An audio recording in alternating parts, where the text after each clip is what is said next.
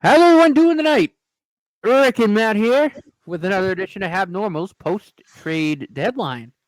Uh, Rick is that I can't. I don't know directions. But Rick is down diagonal from me.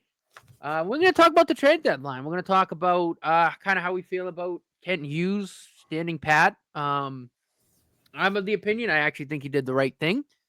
But we'll get into it. So, Rick, what do you think about that? About Kent Hughes standing pat?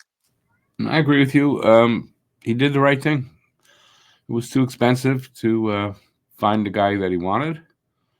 It's clear that he was looking for a second line center. Mhm. Price tag was high. They could afford it, Yes. but they made the right decision to not overpay yet. I think it's an off-season move.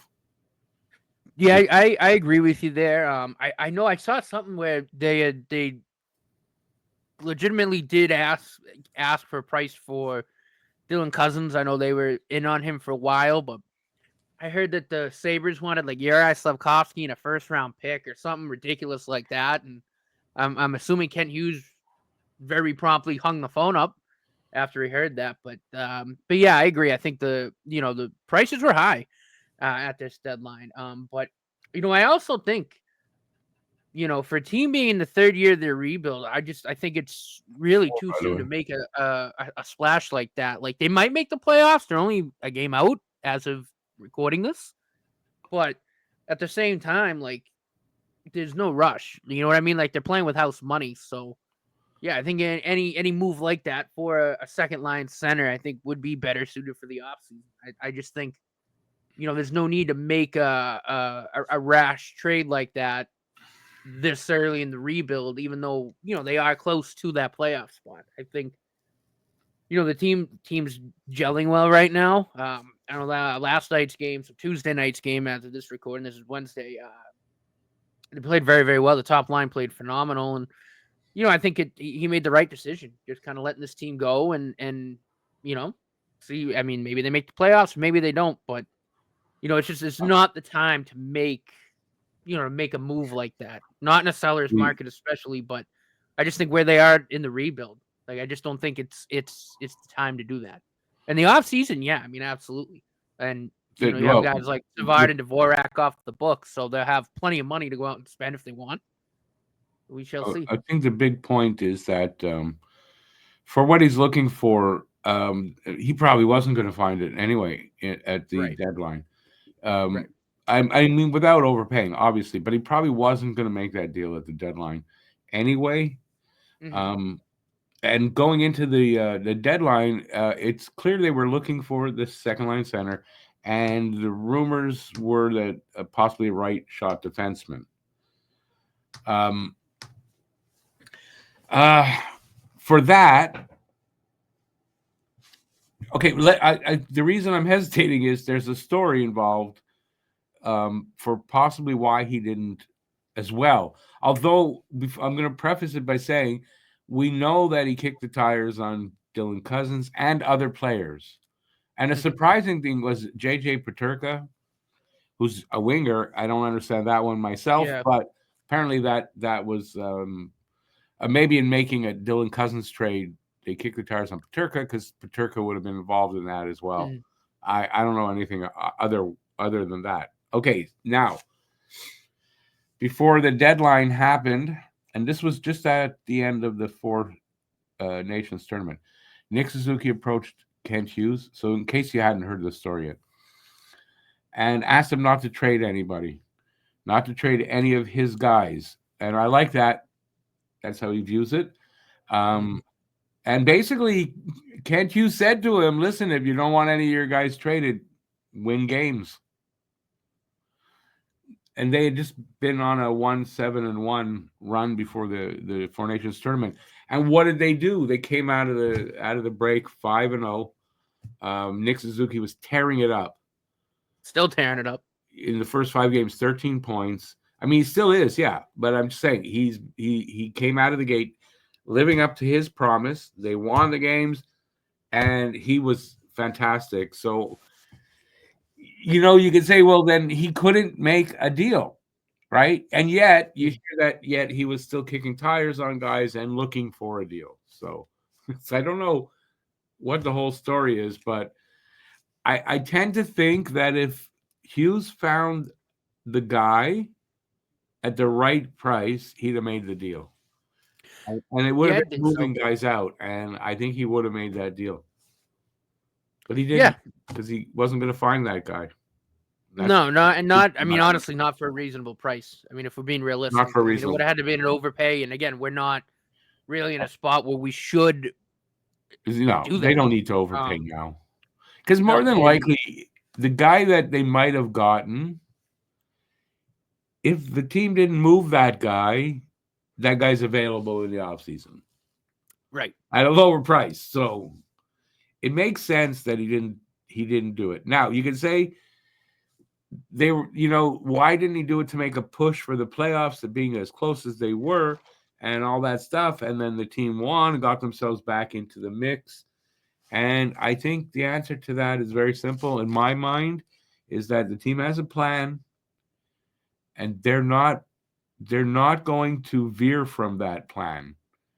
And listen, if they didn't find the right guy, but said, well, listen, we gotta and they just bring in a guy, they trade things away, and then that guy is gone anyway in the offseason, probably walks as a mhm, rental. What's the use of that? Or what's the use right, of bringing in somebody who's not the guy they want? And I don't mhm, mean a specific player, but that type of player, that quality. Because what I'm hearing is whoever they go and get, there's going to be no question marks by that guy's name. He's going to be right, coming in here established, not an old guy, in the right age range.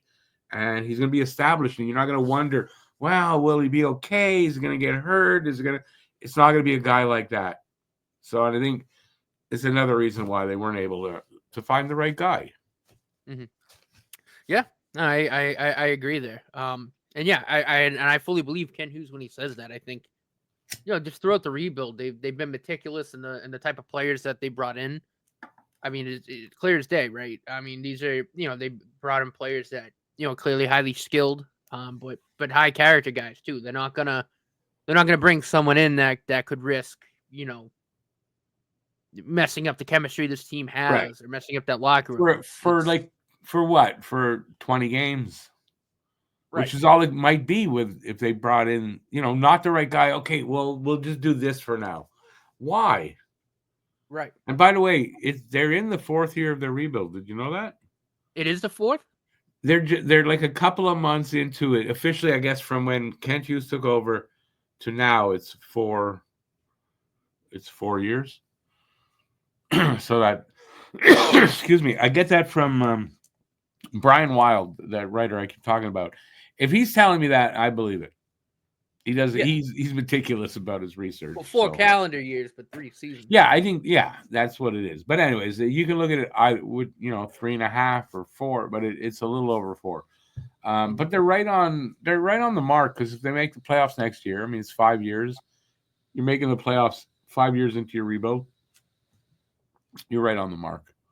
And Yeah. if you look at that timeline and realize, okay, it's 4 seasons, then you can see why they want to make that right decision on who they bring in for the second line Mhm. center. Absolutely.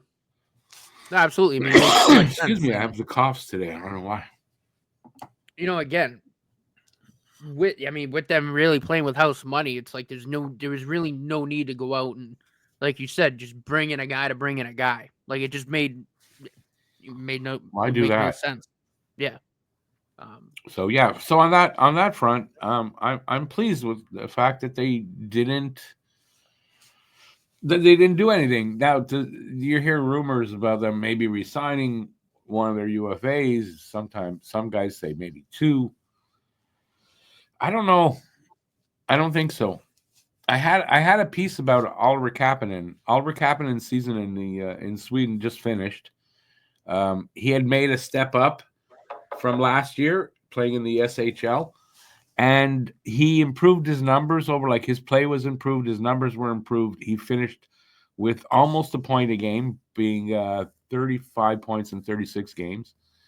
Now, this is a kid right here is the reason why they don't just go out and get it. Like, they've got people coming in, you know.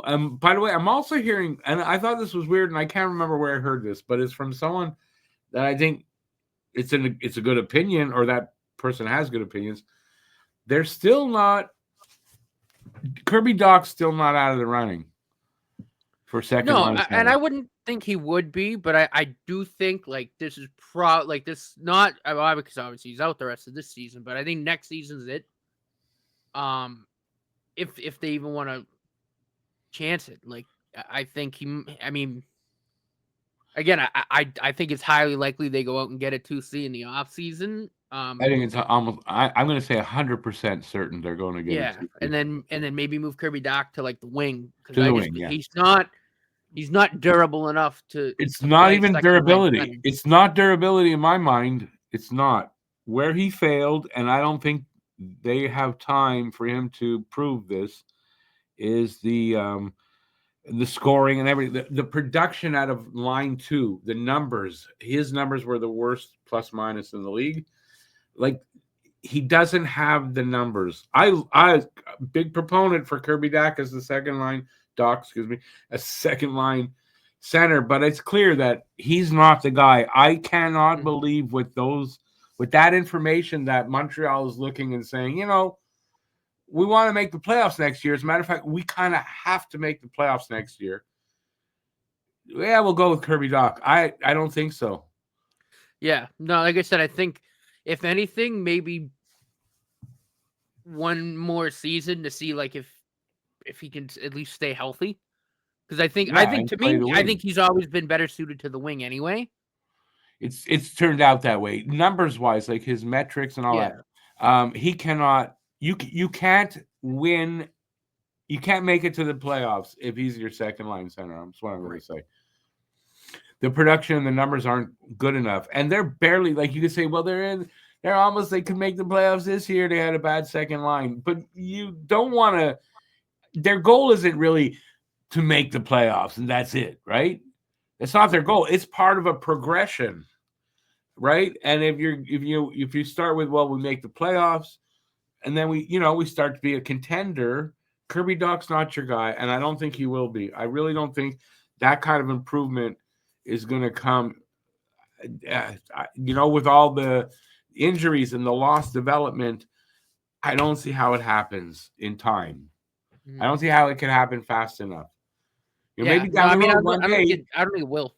Maybe down the road one day, because of injuries and stuff, he'll get another shot, and it'll work. But I don't think it'll be next year. No. Personally, no. I think honestly the best, and I think the safest play for Kirby Dach is just play the wing. And we saw how good you're not demanding as much of him. Where if he would play center. Right. And I think there'd be a better chance that he could stay healthy. Probably true. And we saw the results his first season here with Suzuki and Caulfield. That line had chemistry. They were producing big time. Now, he plays pretty well in the wing. I mean, he's exactly. And I've always kind of thought about him as more of a winger than a center, even though he's a natural center. I just feel like he fits more of a prototypical. Maybe not prototypical, but like a power forward winger type of. Some guys are natural centers coming up, but at the NHL level, they're not. It's not. Right. And I think Kirby Dach's one of those guys that, he looks like he's got all the tools to do that. But I think that, like I was saying before, the timeline is lost development. And then with this group, I don't think next season he could possibly be that guy. No, and you got to think about, Ivan Demidov's going to play the wing. Right, and Kirby Dach can't center Ivan Demidov. I'm sorry, he can't. Yeah, he's not going to. You're not doing that. You're not doing that. It's just it just doesn't work. Which is why when I said you're going to bring in a guy with no question marks, right? Because you need that guy to be somebody that is capable to be Demidov's center and Laine's too. Let's face it, possibly Laine and Demidov, right? So Yeah, I think it's really key. And that's why they didn't just make a move to satisfy the fans, Right. to say, look, we did something, but, it may be temporary, but we did something. Why waste the assets? Why go through all that for that? That's my opinion. And they'll find the guy in the offseason. I fully believe we're going to get that second line center in the offseason. Yeah. No, I agree with you there. And I mean, look, if anything, I mean, it might have been kind of cool to see maybe him move Savard. I know teams were calling about him, but again, if you're not going to get the price you want, with Nobody his was deal calling. expiring, like it's, From what I understand, you know what I mean? It's like, again, I'd rather not move him just to move him. he's more valuable. The value he has, David Savard, the value he has to Arbor Jacki Yeah. is almost priceless right now. So in my mind, from what I'm hearing after the fact and from the experts talking about that situation, I tend to even question if the Habs were actually looking to move Savard. Unless something came in and a team came out, we want the guy and we're going to give you a shit ton for him. I don't think they were even thinking of it because of what he's done for Arbor Jacki. And I think they want that to at least continue till the end of the season. Yeah. I absolutely agree. Because what you're hearing Ken is Hughes, again, we know is not someone who's going to make a move to make a move. That's just not who no, he he's is. not. And when you see value in something, why move somebody when they're valuable to you? When the return is not going to be great. And quite frankly, they don't need the return that they would get. Right. Right? A draft pick. We don't need that right now. The Habs don't need Probably draft a late picks round. right now. You're They probably really talking, don't. what, a 5th rounder maybe? And right, you're talking about, unless you package him in a deal, right? So I kind of think they might not have at all been shopping Savard. So it wouldn't surprise me if that's the case. Now, what the offer they did have come in was for Yoel Armia, and it was a second round pick. And then you got to say, wow, why didn't he take that? And again, it's that same thing. They don't need the second round pick, right? So that it's not like it was something that blew them away. They didn't need to do it. And he made the promise to Suzuki. In this case, he could keep it. He could keep that promise, right? And Armia has been valuable.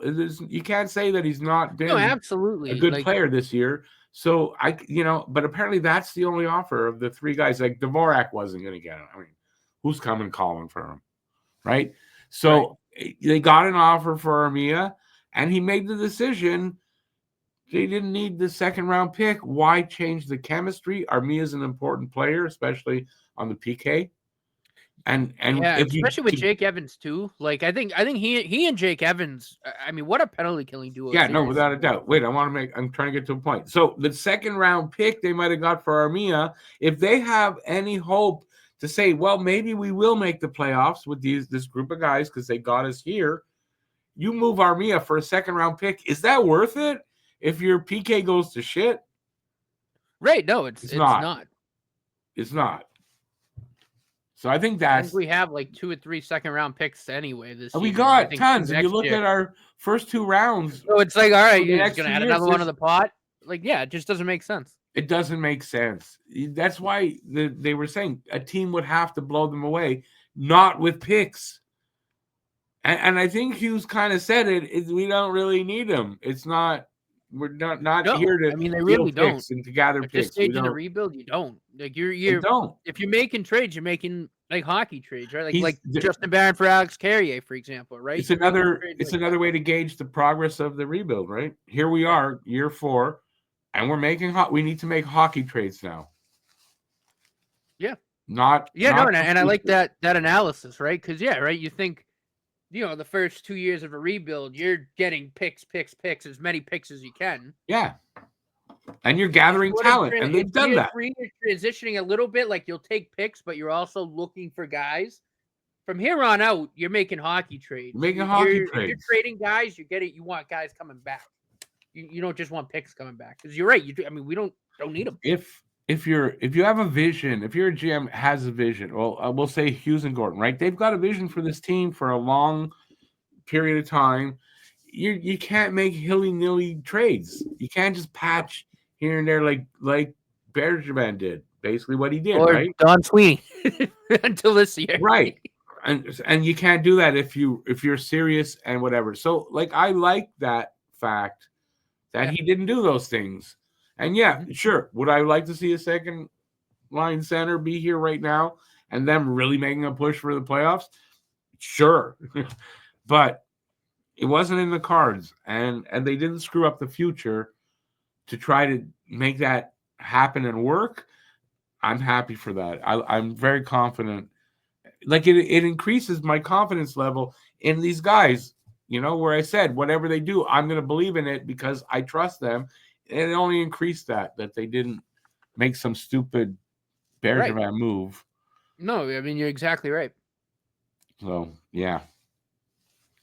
Besides now, we got guys coming up, and they've got to, like the three guys that are UFAs. So we're talking Savard, who I think of the three guys that could get signed again is him, strictly for the. Yeah, I mean, I find it hard to believe he wouldn't take like the vet minimum for maybe a year. He wants to stay. There's no doubt. Yeah. He'll stay. He'll sign if they offer him something, and I think that might happen. And but because he's really valuable for Arbor Jack Eye. And when you got guys like, I can't even remember the name, but these are guys we all watch and we trust and all that. When they're telling you that, it's true. It's just true, right? Yeah. So of Devo and Armia, we got guys. As a matter of fact, the two guys that I think will be here is Beck for one of those spots, and Oliver Kapanen, who I was just talking about. Yeah. Those two guys are going to be here. Who's going to be the center? Who's going to be on the wing? Training camp will work that one out. But from the look of it, my gut tells me Owen Beck, but yeah. And I mean, who knows? Maybe Joshua finally makes that step. I mean, who knows? Yeah, I think he might need I think he might need another year to develop in the AHL. But he's another one of those guys where there's talent he could have here. a great camp. So it's not going to hurt Montreal not getting these draft picks they don't need for those two guys and letting them walk when the season's over, which is what will happen. They'll go. We won't get any return for Armia or for Dvorak, and that's fine. I don't think there's anything like we talk about asset management all the time. And it's also $8 million coming off the books between the two of them. And it's money off the books, yeah. I think around there, maybe because Dvorak makes what, 4 and change, and I think Armia is a little under that. 4.45 for Devo, and it's 3.4 for Armia, and then 3.5 for Savard. Now Savard, if they sign him, 1.5, 2 million maybe for a season. If it's a season, it's gonna be very low money. He might just take $1 million. Yeah, it's negligible money. Who knows? But the point is negligible money. Once all these contracts are off the books, Jake Allen's contract, the retention is gone. All those things, and then you add Carey. Like this is why I think they might hold on to Carey Price too after this year. What's that? Joel Edmondson's retention. I think that's done after this year, or maybe one more year on it. I don't remember. I think it's done already. Oh, it might be. I have to look. So and then you add, if you've got still Carey Price's contract here, you put him on LTIR. It looks like they're going to have 24 in the area of 24, 25 million to work with this offseason. It's a lot of money. They've got guys to sign, yes, but they should have a good chunk of money to find that guy they want. Yeah, so I mean, and when you think about it, right? Like the guy. So if they bring in a guy like makes 8-9 million, maybe that kind of a player, they have the money. Yeah, and the guys that they'd have to sign too. Off the top of my head, I don't think there's really anyone that's going to make a lot of money either. No, I don't think so either. That's not till next year when Lane Hudson gets the Brinks truck. But that's but they have to think. But they have to think that too, right? You can't sign guys for 3-4 years and then shit, we forgot Lane Hudson. You can't really do that. So you have to think of that too.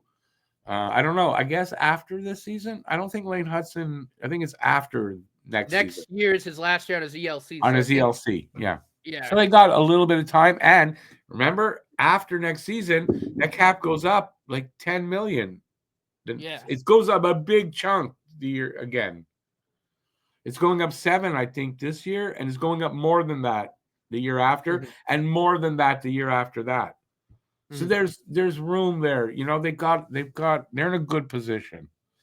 So yeah. No, and again, you got to thank Kent Hughes for that. And if you ever look at the breakdown of the contracts, the way they're structured, the way that some of the deals run out and some deals need to be signed, it works out to where money like comes maybe off. 2 big name guys like a It's cycle. the Karate Kid. It goes the opposite. Money comes off, right, and money comes on. Money goes off, money goes on. That's how it works. The way they're layered. Like I think next season it's Lane Hudson and one other guy. I think.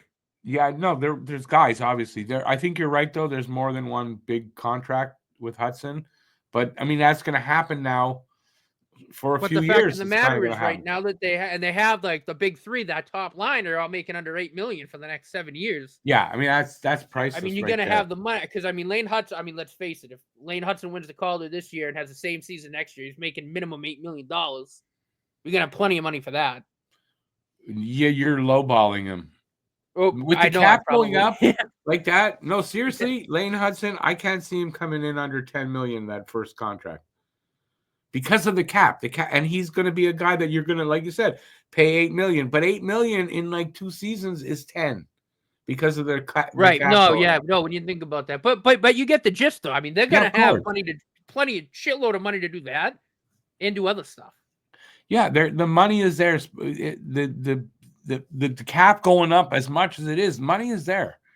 As long as you manage it right. You can't just, we got money, spend.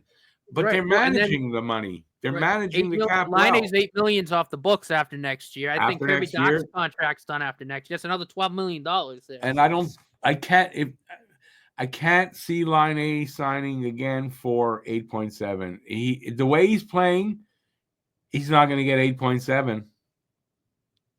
Oh, he'll get under that. And again, it's not that he's not playing well, because Line's been pretty good. Yeah, but still. But he may still get the 8.7, but I don't think he'll get a raise. And because of his play now, but he can get the 8.7 or 9 million because of the cap going up. Maybe 9.5 if they and that's if they re-sign him. I don't think that's a sure thing at this point. I really like Line A, and I love having his shot and all that. And listen, numbers with him in the lineup are good. They win. It's better than when he's not. Look at the power play. But he floats a little bit, and that bugs me. Once it's pointed out to me, if they bring in the right second line center, like a lot of that's kind of going to be negated. Hopefully, but it's been his kind of thing. You know what? I never noticed it, and then once it was pointed out. And I went, no, he doesn't. And then he does, though. Yeah. He kind of floats, and he's not very physical. So, yeah, which is another reason what you just said, why that second line center that they get is really crucial, that they get the right guy. They got to get the right guy. Yeah, because like I said, if they do, I mean, I don't really like Line A to float, but if they get the right guy at center, the guy like Demidov on the other wing, I mean, Line A can float and it'd be kind of hidden, right? Like you're not really going to. Floating would be hidden, yeah.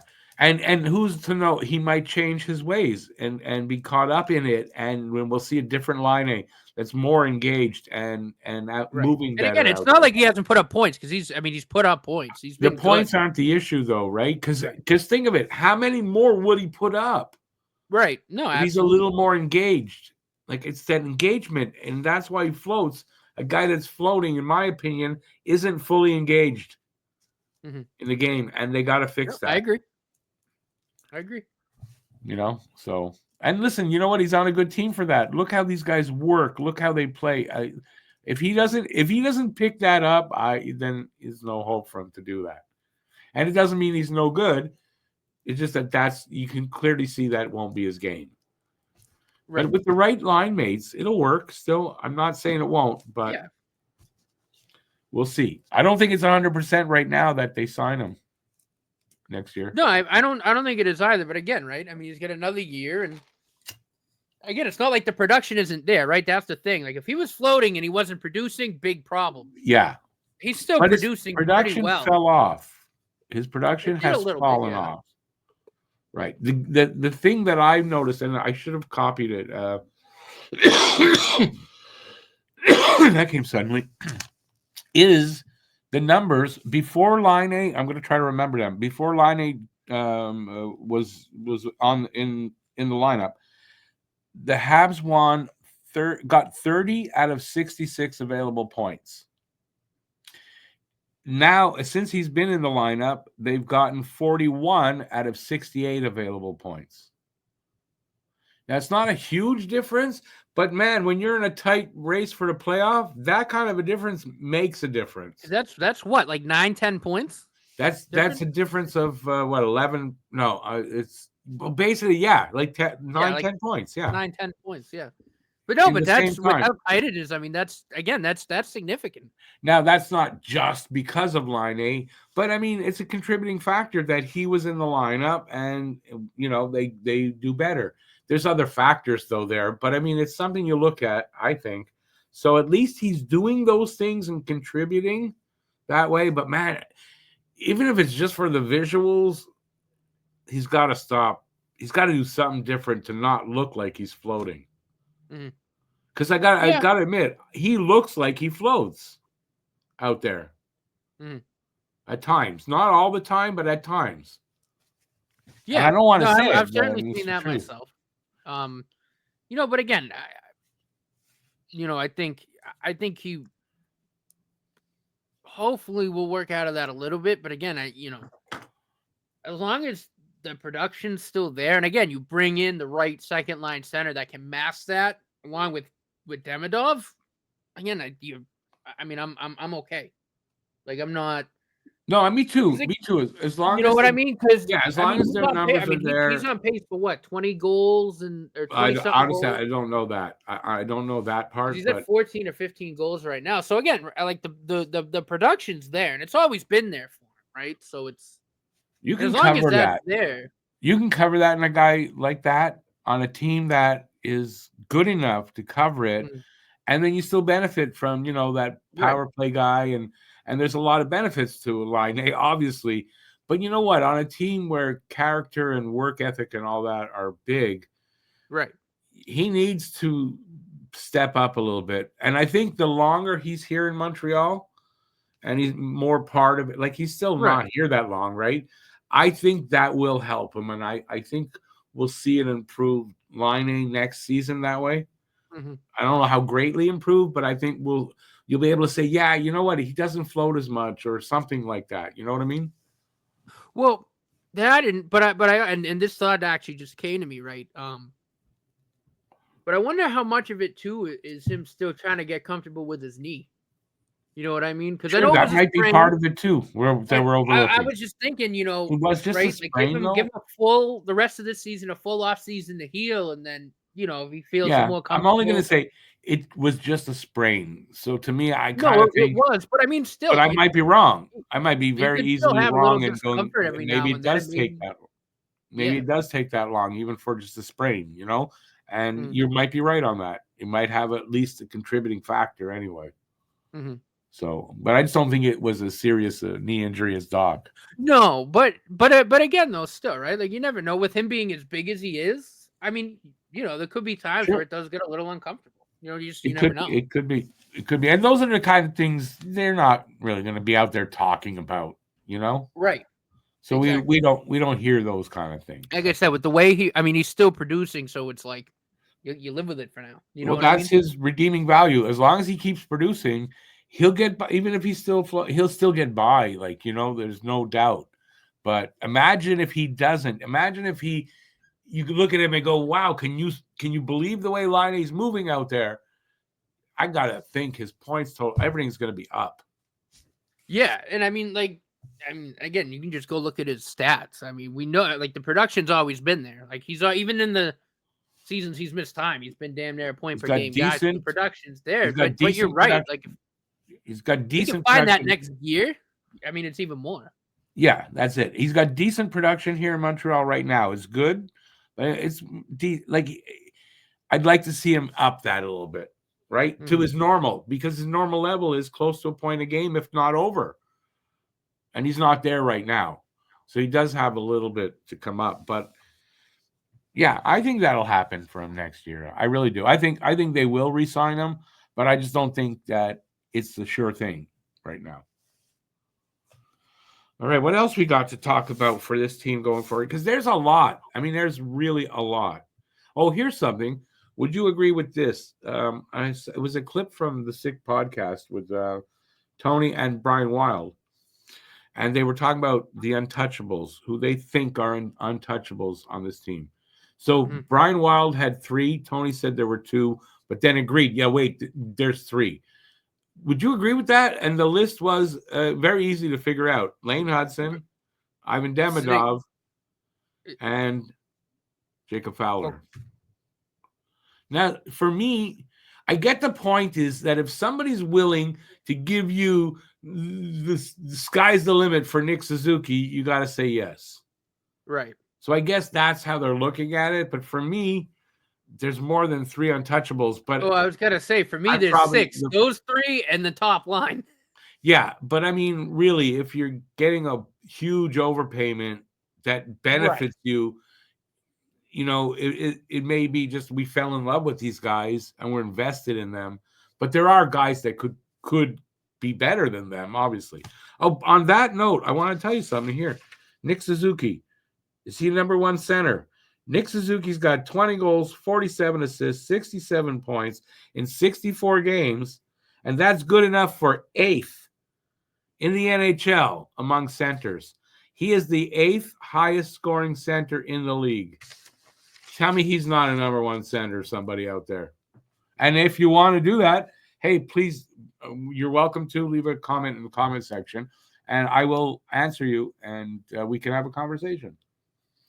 But I don't think anybody's going to say, oh, he's not a number 1 center. Although they're probably, you know, if there is anybody, it'd be very in the minority. I don't think a lot of people would be able to say Nick Suzuki's not a true number 1 center. Right. You know? Right.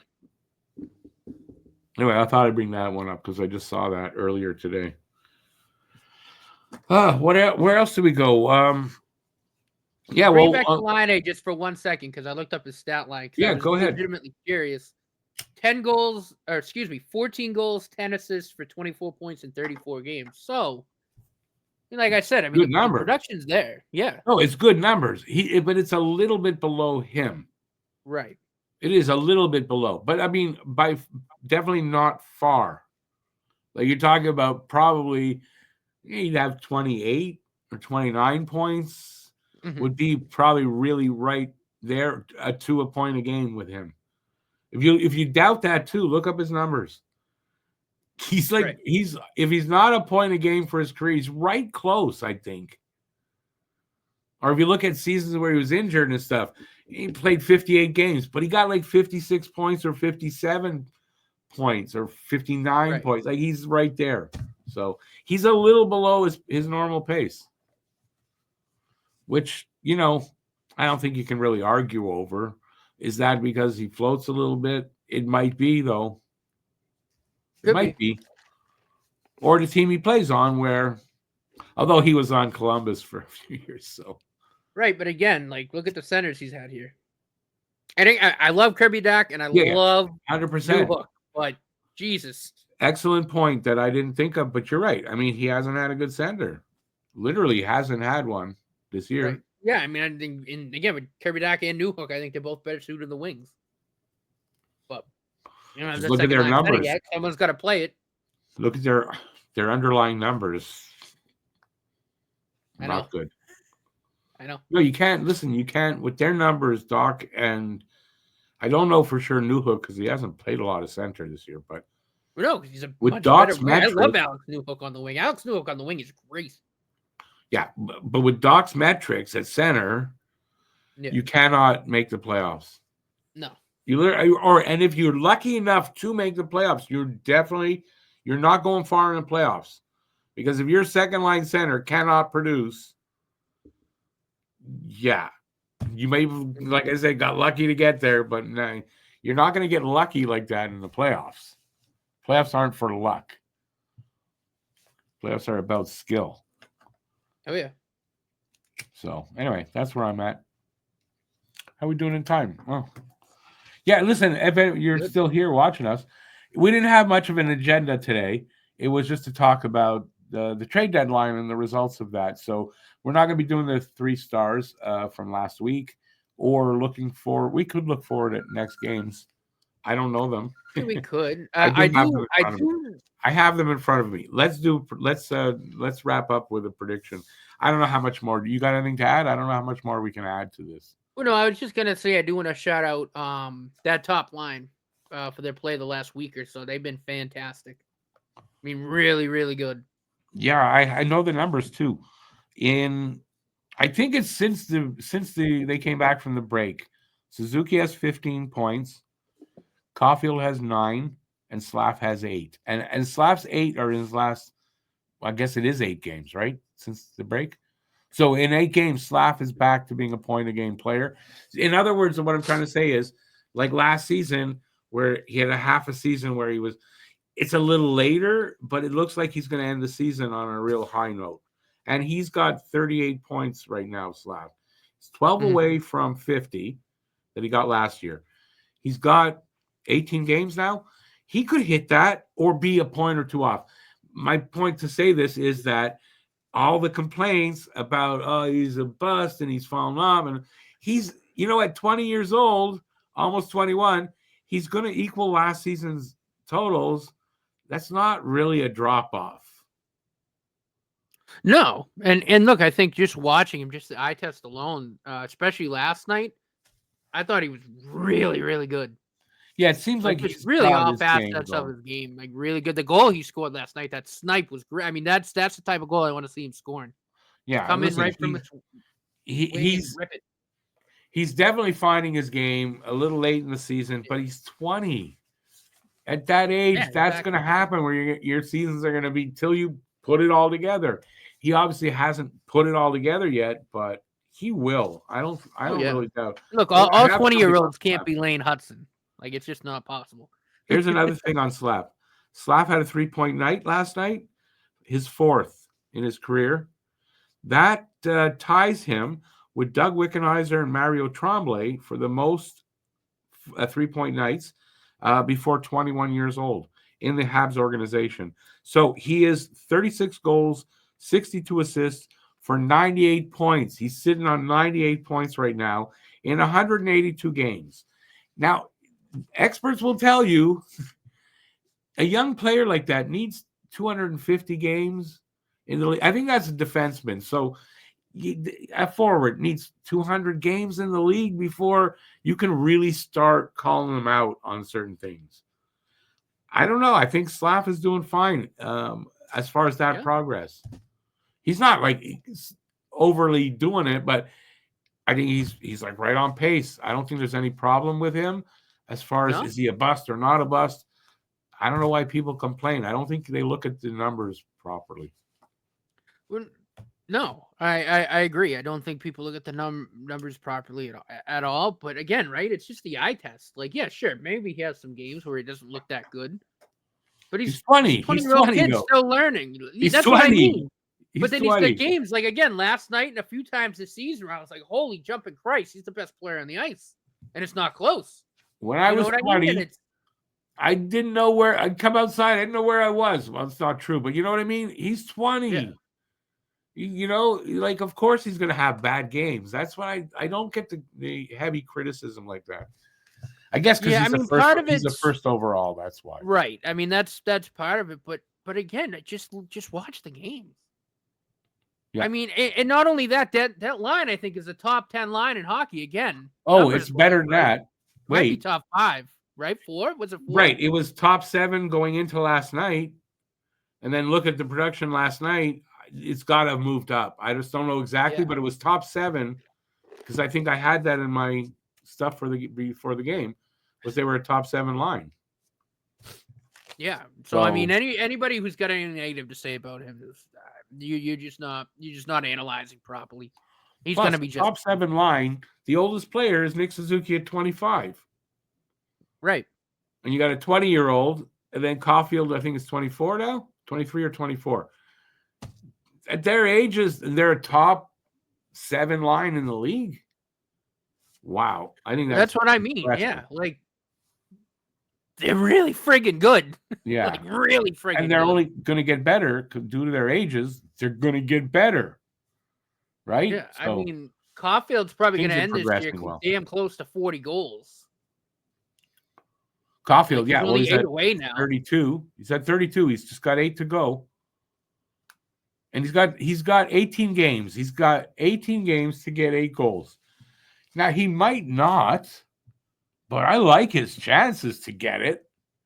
Yeah, right? And if not, I mean, he might miss by what? A couple, and he's 37 goals, 38 goals? Like 38 or 39, like Patch. Probably like 30 assists to go along with that. Like, I'm not going to bitch and complain if Caulfield puts up 60. Yeah, this is something, you know, I just compared him to Pacioretty, right? But you look at the overall game between Caulfield and Pacioretty. Caulfield's overall game is way better than Pacioretty's was. Oh, yeah. Pacioretty was a goal scorer. He got some assists, but he didn't get a lot. And he was clearly, you know, the goal scorer. But Caulfield's more than that. Yeah, because he's got, 24 assists, I think, to go along with the 32 goals? Got 28, I think. He's got 58 points. He's got 26 goals, so 18 assists? Oh, yeah, no. 26.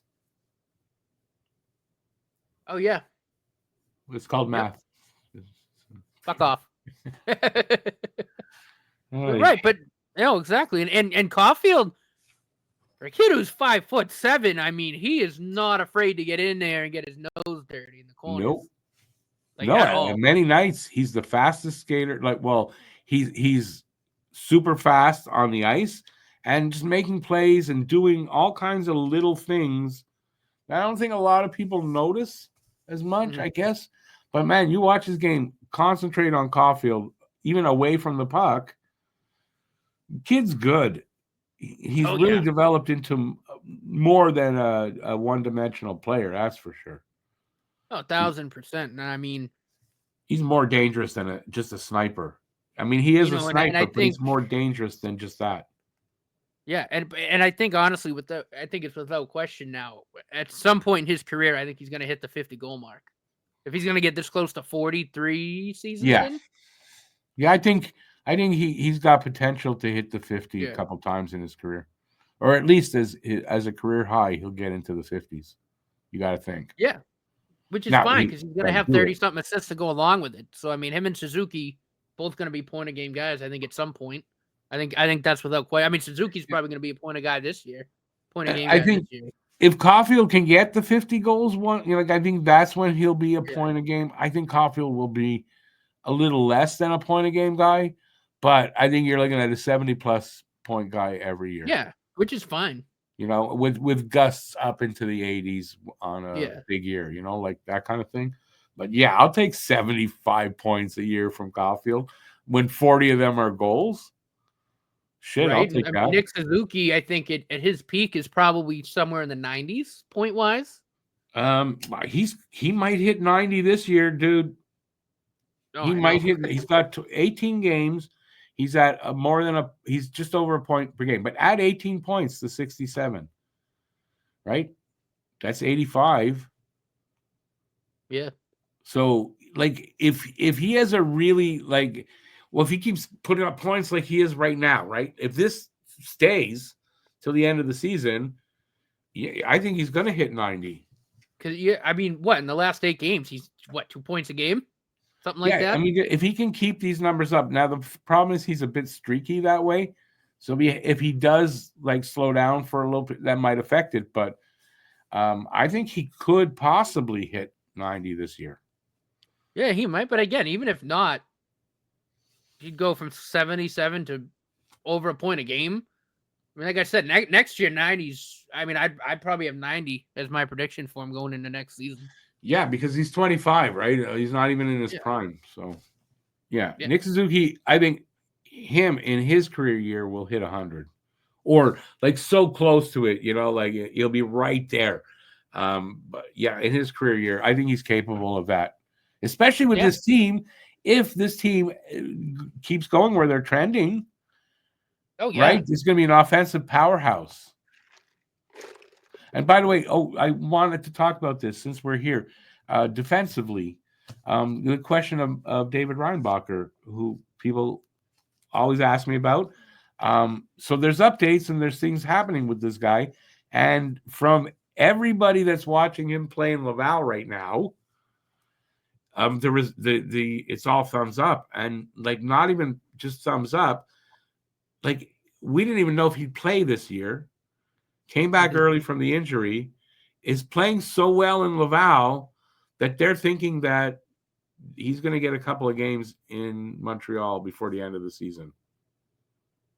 Yeah, and honestly, that goes along with some things that I read a while ago, maybe a month.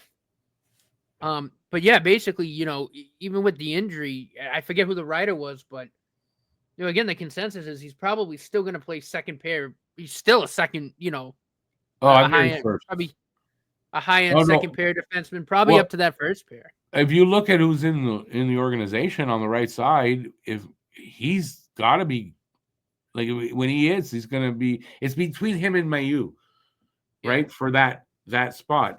From what I'm hearing, if there's a call up for a defenseman on the right side, it's going to be Reinbacher, not Mayu this year.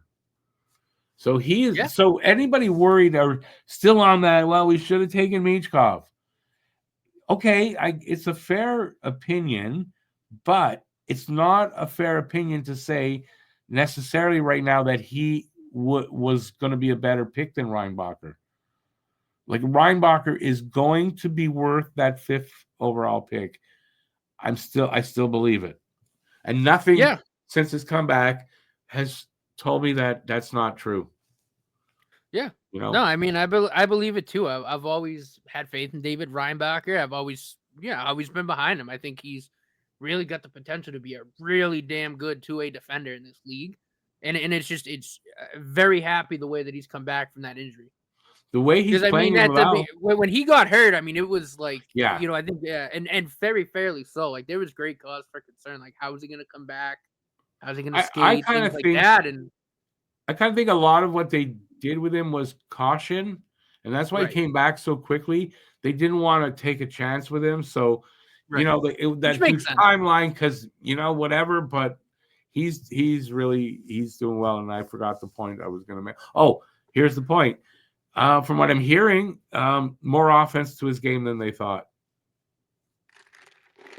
So that was in a lot of reports. When he got drafted too, that was in a lot of reports that he. Yeah, they said that it could be, but it's looking like it looks like there's more offense to his game than they thought, and especially if you're going to pair him up with Hudson, which is what we're still thinking, right? And the thought process is he's going to get some points paired up with Hudson. Oh yeah, so yeah, no. So David Reinbacher update, he's doing just fine. Oh yeah, and he's going to make people. I love it. He's going to make people forget that they drafted him instead of Michkov. You'll see. Oh, do you have the Calder graphic that you can put up? No. Oh, I was gonna say that's another reason. I did. Oh, I do have. Well, okay, I don't have it loaded, but AI. I guess they asked ChatGPT was asked to predict the next 4 Calder winners. Lane Hudson, Ivan Demidov, next 2. Then they put to be determined because for the next 2, it's not like ChatGPT thought there was a question there. Now that doesn't mean it's going to be right, but so I have a feeling we might do back-to-back. NHL.com vote graphic too. Like I mean, it was Hudson Celebrini and that, and then it was a gap. Yes, that's right. So yeah, it looks they did a vote. 16. I don't know who they were, but they were like people that could vote. Mhm. And Hudson got 6 first place votes and had 69 points overall, where you get 5 for a first and whatever. And then Celebrini was at 66. 6. And then Michkov at 40. No, Dustin Wolf at 48 and Michkov at 46. So Michkov That is Mitch Cobb was actually like 41. no, not the one I saw. Oh, okay. 46. So Michkov is actually 4th right now in the consensus for Calder, and Hudson is strongly thought to be the best. Celebrini right behind him, yes, but that to me indicates that we're right, thinking that Hudson's going to get, if he can stay ahead of them in points the whole way, and I don't care if it's 1 point. If he does that, combined with his dynamic play, everything he's doing right now, he's winning the Calder. But I do think he has to stay ahead of them, unfortunately. No, I mean he does, but I mean you also just look at where he ranks in terms of like point wise in the history of the league in terms of rookie defensemen. I mean he's one of only 3 to ever lead at the halfway point, lead rookie scoring, and then at the 3/4 mark, I think it was him and one other person, maybe it was just him. Yeah, Like I mean he's an elite company. he is. Yeah, In terms of what he's doing, like production wise. And I don't give 2 shits if they're secondary assists or primary assists. If you watch him play, yeah, it doesn't matter. the goals he gets secondary assists on do not happen unless he's driving the play. Right. I don't want to hear it, Alex. Yes, Alex. That argument makes no sense. I'm sorry. Like he's gonna put up fucking 50 assists in his rookie year and probably put up close to 60 points. And He's going to put up, I think at least 50. He's going to get over 50 assists, I think, yeah. And hell, I mean, remember at the beginning of the season, I always do, my prediction for points. I had him at 10 goals and 45 assists. Now, yeah, the 10 goals is going to be wrong. But just the fact that I had him at 55 points, I got a lot of people said, you're crazy. It's way too much. Yeah. That might have been low. Yeah, no, what do you mean? He's at 49 points already. With 18 games, he's going to get over the 55. Oh, yeah. He's going to hit 60, maybe a little more, maybe 1 under, but he's going to hit right there or a little above. Right. Yeah. But again, I mean, he's a rookie defenseman. Mm-hmm. That's like, those are elite numbers. And there's no question about it. I mean, those are elite numbers. People laughing when we compare him with Makar and Hughes. Really, you're laughing? I don't think you should be laughing. I've only been saying it since I watched the kid in college. I mean, I said it. I said this kid we're going to talk about in the same breath as those dudes. Yep. And I mean, listen, he's I get still people top 4 in defenseman points. I get people ridiculous. I get people being skeptical maybe till he hit the NHL, but if you're still like, he's not, how can you not say that he's going to be, right up there with those guys? I mean, he's still top 5, I think, in just overall defenseman scoring. Like it's maybe 6. I don't know he's top 5, but I think he's right there though. He was in top 10, that's for sure. It wasn't 10, it was like maybe 9 it was assists. Assists, he's right there. Yeah, he's up in the top numbers. He's right up there as a rookie. So you know that he's going to stay there. It's not like he's going to have a huge drop off the rest of his career. Right. He's going to be right there with Makar and Hughes. It looks like his brother is going to be there too. Yeah, and look, the goals will come. Like again, I think I told you at the beginning of the year. I think I had 10 for him, but I said maybe because I think the goals will be harder for him to come by at the NHL level. But I said the assist wise, he'll be fine. He's probably going to have 5, maybe 6 goals instead. But I mean, in points, like, look, yeah, he's definitely better than I thought. And I thought I was being a bit generous because I hadn't really seen him play much. And no, definitely wasn't. But I don't know. Can you predict a rookie defenseman to come in and No, you do can't. what he's And like I doing? You said, can't really predict it. Again, you know, watching him his 2 years at BU, I thought like he would get at a point, you know, I thought maybe within a year, you know, a couple of years he'd be at the level he is, like where we're talking about him in the same breath as Yeah. Cale Makar and Quinn Hughes. Like I Yeah. thought that would happen. Yeah. Not the first I didn't season. think it would happen this No. season. Yeah. I don't think anybody really did Like, at I all. didn't think he would be joining Nick Lidstrom and Bobby Orr as the only two, as you know, the only three defensemen to ever lead rookie scoring halfway through the year. Yeah. No, I didn't think I don't that. think you could predict that. So I don't think anybody No. really thought that. But I know some people thought, yeah, he's going to do really well and all that. But I don't think anybody could predict how well. No, I mean Not in a rookie he's season. one of the most important pieces on the team, and it's not Oh yeah. close. Like Oh yeah. he's a key cog in the system that makes his team go. And Fortunately, since he started playing, that we it's haven't had to see the Habs without him in the lineup, but it's going to be a hell of a drop off without having that kid in the lineup. yeah. I mean, I think he's what, third, I think, on the team in points as a rookie defenseman. Yeah. Yeah, but just his plays, the way he plays, not having that style, that Right. puck movement, that everything that he brings in the lineup. Wow, what a difference that will be. Well, and again, right, it goes back to a few years ago, and you could probably find videos on the channel of us talking about this. How long were we clamoring for a defenseman like that can drive play from the back end?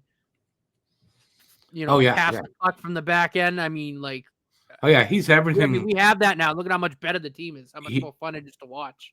He's everything that we were talking about, and we were talking about that with Reinbacher, and without talking about Hudson, right? This is what Reinbacher is going to bring, and now you add, if you're going to have the two of them. I mean, that defense. I mean, what show was I watching? I think it was Sean Starr, who you wouldn't know. He's a local guy here, and he had the guy that's is the play-by-play guy for the Rocket, and oh shit, where was I going with that? Oh, I lost my train of thought. Well, what was I saying before that? I'm serious, just to get my train of thought back. I can't even remember that. Don't get old. We're talking about Reinbacher and Hudson, and then you were talking about because we were talking about like kind of what they bring offensively from the back end, and then you were going into something you heard. Yeah. No, it's just the movement, right? It's just the releasing the guys and all that. I don't have my point, but yeah, having two guys like that. Oh no, this is what it is. I remembered. Gonna be probably the highest scoring and probably the best D in the league. All the way down. We will probably have three pairs of guys here that if you take the third pair, put them on another team, could be maybe the first pairing on most other teams. We'll have that quality through the lineup is what it's looking like. It's progressing there. They're on track for it. Things could happen to change that, but right now, 3 years down the road, we may have the best. Like we've talked about this. The top the top four anyway, right? I mean, if you're thinking, and the way I'm thinking now, right? Hudson, Reinbacher, Gooley, Mayu. I mean, that's fucking good. And you got Jack-Eye. And there's other. I mean, it's gonna be a very deep six. That's all I can say. From what I mean, pretty big too, right? Because I think Hudson's the shortest out of those four guys at 5'10". Yeah, I don't think they were talking size. It's just but I'm just saying though, it's gonna be pretty big because Mayu's what, 6'4"? Yeah, no, it's gonna be pretty big, but it's the talent level. 6'4", Gooley 6'2". It's the talent. It's the talent. It's gonna be the deepest D in the league. Is what it's trending to. Which when I heard that, I think I was doing dishes and watching YouTube videos. And when I heard that, and I thought, well, I don't think that's a surprise, at least for me, because we've been talking about it. They've been drafting these talented defensemen. Gooley is the guy we left out. Yeah. And they've been drafting these talented defensemen, and then you look at all, and if these guys all hit, and they look like they are going to, with just basically Reinbacher and Mayu as the question marks right now. I mean, what a D it's gonna be, and it's a D that not only good defensively, but offensively too. That's the and then you got the forwards that we're gonna have. Like I just can't wait to see this team. No, When it I mean hits we've like said that. it. This team hits like these guys, these younger guys that are still coming up. If they hit with what we have now, I mean the Montreal Canadiens are going to be like the best team in the league. If they're gonna, in a few years. I don't want to be that. Well, not, and that's kind of hyperbole, but what I'm it's saying, not. like, It's not hyperbole, really. But I don't want to be that like arrogant to say that. But I think and I'm not being, and I'm not trying to be, but I'm just saying, three, look at talent wise, what we've seen these guys do we'll already. be a top 3, top like, 5 team for sure. Yeah, top 3, top 5. That's where we're trending. And that's where you want to be, right? You want to be. Yeah. Quite frankly, right. I mean, right. I don't want add a guy like Demidov to the top 6, and you mentioned him once earlier, but we're gonna have all of that in skill position guys, and Carey Price in the back, and Jacob Fowler when he comes up. Yeah, man. Yeah, I mean, top to bottom, it's going to be a fantastic team. It's just like all phases of the team are gonna be at an elite level. And at an elite level, like, yeah. Now that's they're gonna be a hard team to beat, man. There's things that can go wrong in that, and knock wood that they won't. But if those things don't happen, like things that could happen that make that change, if that doesn't happen, yeah, this is gonna be it's gonna be worth the wait. Like we've suffered for a long time, and it's gonna be worth the wait at this point. And being patient with the management because they're doing things right. No, I mean they have, and like we've said, I mean there really hasn't been any moves that we haven't liked. I mean the drafting's been, A plus really. Yeah, well, the proof is in. I mean, unless you're still a grumpot about not taking Michkov, but I don't give a shit because we have Ivan Demidov, so whatever. Yeah, and then when Reinbacher hits and everyone sees, oh, this guy's good, you're gonna forget about Michkov. Yeah, and it just again, right? Like we talked about, obviously the Doc trades, but I think overall, I think it was a good. Again, at the time, you can't take. Like I'm you not. Can't, gonna, I don't I'm think not you could.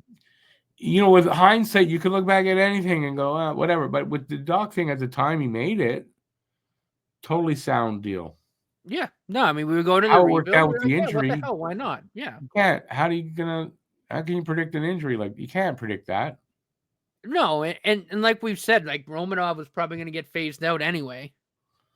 He was. Look at the talent here. Now I still like Romanov, but look at the talent level that's coming here. He probably would have been at the very least 6th or 7th D. Yeah. No, I agree there. And I mean, even like the Newhook deal, like I know a lot of people weren't too happy giving up a first, but I still think Newhook as a winger is a really good depth option for this team. I love the speed he brings to the game. Like, yeah, I think that was a good ad. He definitely got elements, but in the 2 years, there's still question marks there. But I'm not saying it's a loss in a trade. But there are still question marks there with Newhook. But he does have elements. There absolutely are. And obviously, he had his ankle injury last year. But I think overall, like even if he plays a third line role, I still think he's a good player. I still like having Alex Newhook on this team. Oh no, I just see. I'm not saying opposite. I'm just saying they're good, really good elements to his game. But the other ones that didn't yet really get there, there's some that he's only 23 years old. Which again, there's still time, of course. Yeah. And then again, I mean, this year, right? Like, I mean, the trading Justin Barron for Alex Carrier might have been like one of the best trades this year. Just in terms of, you got rid of the Shiitakes, and then you brought in a guy who can stabilize that right side. I mean, look what it's done for the defense. I mean, Carrier's really good. So if you're a little upset that Hughes didn't do anything, you got to look at all those other deals, everything that got them here that he did in the moves and everything, and just have confidence in the guy. He's done a fantastic job, and he did the right thing here in our Even opinion. the Line trade was great. But like Yeah. if Justin Barron was here playing on the right side, we're not in this position. We're not. No, there's no doubt. No. No, we're looking at a bottom 5 pick again. Oh yeah. If he doesn't make that Carrier trade. Now, is Carrier that great a player? No, it had nothing to do with that. He stabilized everything that needed to be stabilized. I mean, he's not going to blow you away, but he's a guy that stabilizes the right side and he plays sound defense. That's really all you needed. Yeah, Justin Barron couldn't play defense, and I think that was clear as day. He couldn't having defend. the right guys in the right spots. Yeah. So and he's only 28 years old. Like Carrier is a guy that they is a guy that you can keep in the lineup and hold on to for a couple of years. While a guy like Mayu maybe marinates a little bit more down. That's right. Yeah, like Carrier might not. He might not be here, say 4 years down the road, but he's an important part of getting them to that spot. Right. And the same thing like goaltending, like Sam, goaltending wise too, like with Sam Montembeault. And I like Montembeault a lot. And Montembeault's a good goalie. And so is Dobish. Dobish's been fantastic. But again, they're in a good position there too, where like once Fowler gets here, Montembeault can hand the reins off and ride off into the sunset. You know what I mean? Or whatever they decide to do. Well, yeah, they'll move him. Obviously, they'll move him. Right. But I'm just like, again, right? They're he's again that kind of placeholder guy, and I don't mean that derogatorily because I love Montembeault. I think Montembeault's a good goaltender, but again, right? I mean, we could see. I mean, when Fowler gets there, Montembeault's gone. Then that's why they only signed him to that 4-year deal. They said, all right, these are the 4 years, and then that 4th year, Fowler's here. Unless Dobish, I mean, if Dobish is fine. Yeah, and I don't think he's not going to be, but I mean, there's still questions there for him. No, absolutely. As so as long as that works out, but if not, I mean, you got Monty to back up Fowler. Yeah. No, exactly. You're exactly correct. So I agree. I think I don't think Fowler is going to not be fine. Fowler, I'm doing it again with the Jacobs. Jesus, imagine if that's the tandem. It might be. Two Jacobs. But no, I think honestly, Jacob Dobish has been really. He's really only had maybe one bad game. Yeah. Listen, I'm not. He's been really good. And I'm not saying anything different. I'm just saying he's a rookie. He's only in his first 12 games. Like it's not set in stone yet. Right. But I mean, the signs are there that it's going to be fine with Dobish. Although, remember when we had Treg last time we had Treg on? And he said he thinks Dobish would take over the starting role by the end of the season. See, and it's proven out. It's not going to happen.